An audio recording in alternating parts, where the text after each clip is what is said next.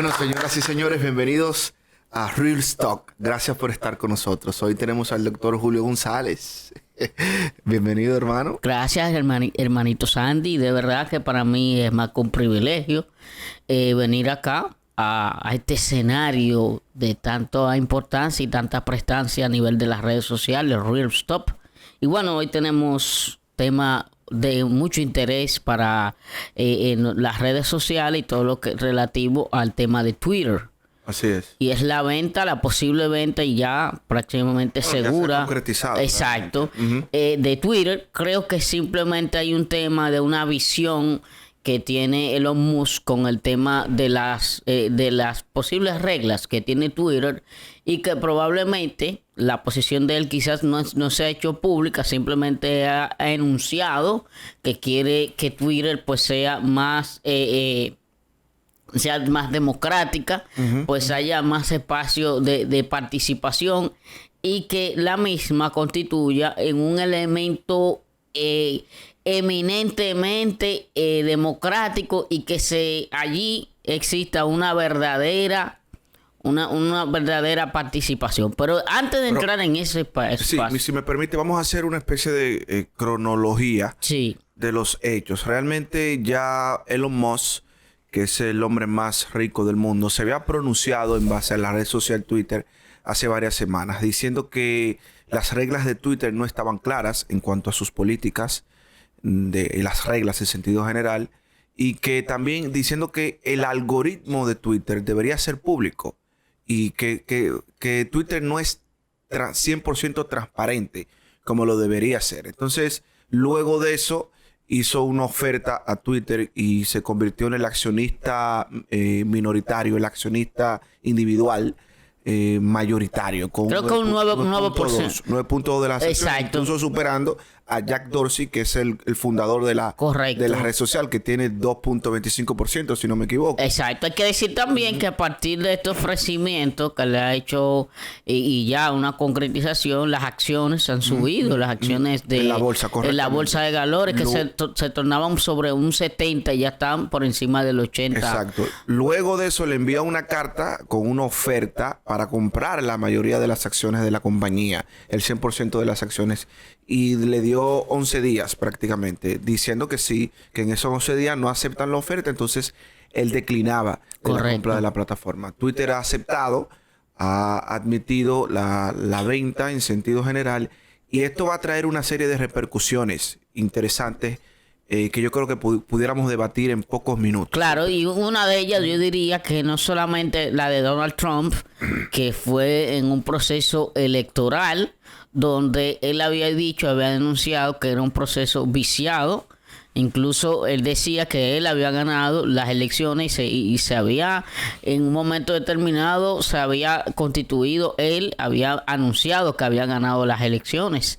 Y después de esto vino lo que todos sabemos, el asalto al Congreso y él llamando a la incitación. Esa es una de las cláusulas que tiene Twitter al momento de suspender las cuentas.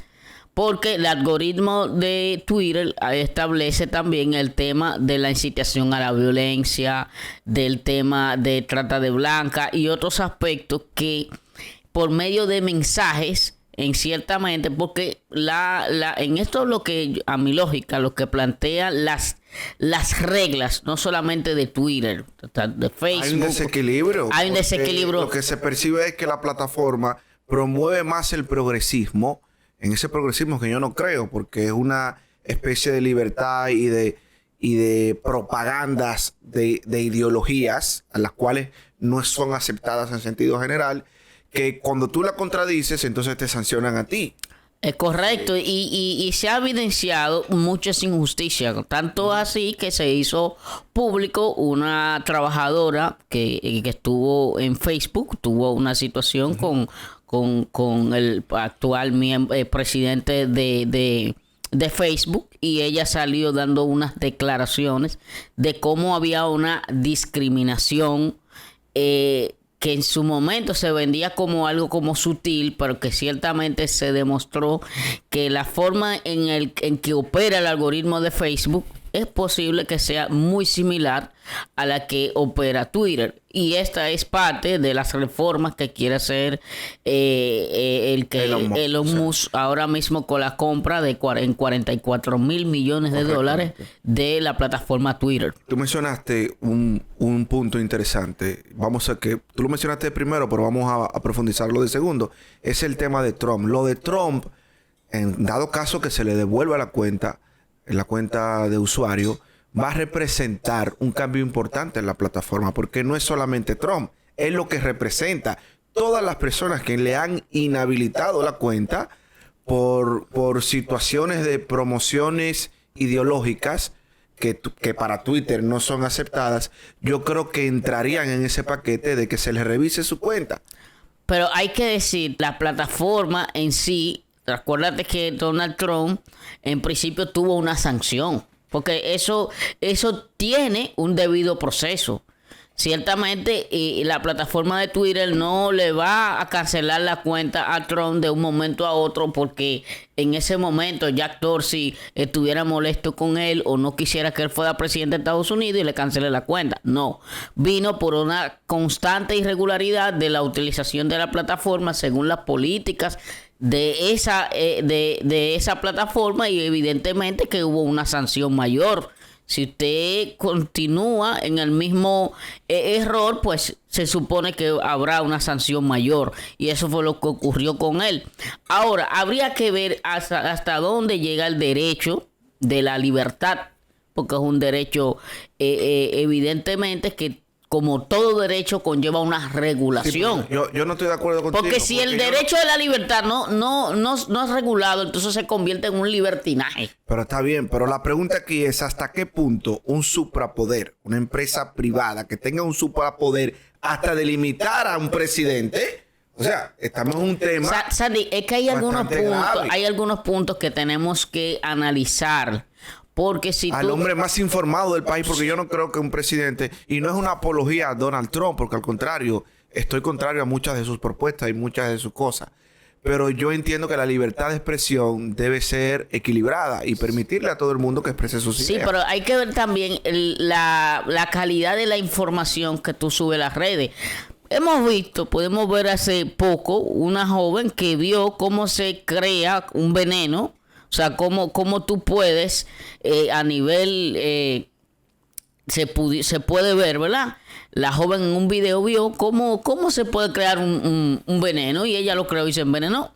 O sea, hay que ver hasta cuándo la información que se sirve a nivel de las redes sociales, a quién afecta y cómo esa información se sirve. Ese es un punto también interesante que debiera ser analizado a nivel del aspecto nodal de unas reglas claras. El tema de la incitación a temas de violencia es un aspecto que actualmente es modelado por la propia leyes de Twitter. Exacto, que en Estados Unidos y en Europa las leyes de Twitter, de la plataforma y de la mayoría de redes sociales están supeditadas o complementadas a las leyes que regulan la comunicación tradicional. Claro. Por ejemplo, el reglamento de protección de datos en Europa, sí, aunque no es específico para Twitter ni para es para todo. Regula varias aristas de las redes sociales, como el derecho al olvido y todo eso demás. Y qué bueno que tú tocas ese punto, porque yo pienso que en República Dominicana ya es tiempo que los legisladores aborden el tema de una regulación moderna, eficaz y eficiente a las plataformas digitales, porque tenemos una ley, la 6132, de libertad de expresión y difusión del pensamiento, que es totalmente anacrónica, atrasada. Tanto así que ha sido mutilada por el Tribunal Constitucional, porque el Tribunal Constitucional ha eliminado o ha declarado no conforme a la Constitución más de 30 artículos de esa ley. ¿Me entiendes? Entonces... esa ley no aborda el tema de las plataformas digitales, obviamente, porque es muy vieja, ¿no? No, y hay que decir también que el derecho, muchos dicen que los abogados en el futuro vamos a desaparecer, pero yo diría que no, porque todo debe ser regulado. Porque de lo contrario, entonces no existe un control. Ahora tú me vas a decir quién controla qué y cómo qué. Bien, los estados es igual que el tema de la economía y otros ámbitos. Quizás no estamos saliendo del tema de las plataformas digitales, pero yo entiendo que algo de esta categoría, esta información de la compra de Twitter, nos llama a reflexionar sobre cuál sería la política de Twitter en razón de estas plataformas digitales y qué contenido aceptaría Twitter de ahora en adelante que actualmente no acepta. Y yo le agrego el otro punto. Hemos tocado 2 puntos importantes. El tema de la política y las reglas en cuanto a sus contenidos. El tema de la devolución de las cuentas que han sido inhabilitadas o canceladas. Y por último, yo quiero agregar el tema de que es un debate que ha planteado incluso Elon Musk luego de comprar las primeras acciones, el nuevo punto de las acciones, que es sobre hasta qué punto es eficaz que la plataforma permita editar los contenidos que tú subes. Me explico, tú subes un tweet, tú no tienes posibilidad de editar ese texto. Lo que tú puedes hacer es borrarlo. No es igual a Facebook. En Facebook tú sí puedes. Tú puedes editar los textos. En Twitter no. Entonces, ¿hasta qué punto es posible y eficaz que se puedan editar los contenidos, los textos? Porque eso incurriría incluso en una violación de leyes. Porque, por ejemplo, si tú laceras la imagen de alguien o difamas a alguien a través de una red social, eso está sujeto, puede estar sujeto a demanda. Claro, las leyes, la constitución que de los países necesariamente proscribe ese tipo de actitudes con el tema de las acciones que busca delinquir y todo aquello. Pero en cuanto al tema de los posibles cambios que pudiera dar Twitter ahora, serían importantes analizar porque él está pidiendo ahora que todo sea de manera transparente, que todo ocurra y que la modalidad en lo que incurre Twitter, todo sea publicado, que la gente sepa realmente cuál es la modalidad. ¿Qué ocurre cuando usted falla o cuando usted... ¿Qué puedo decir? ¿Qué no puedo decir?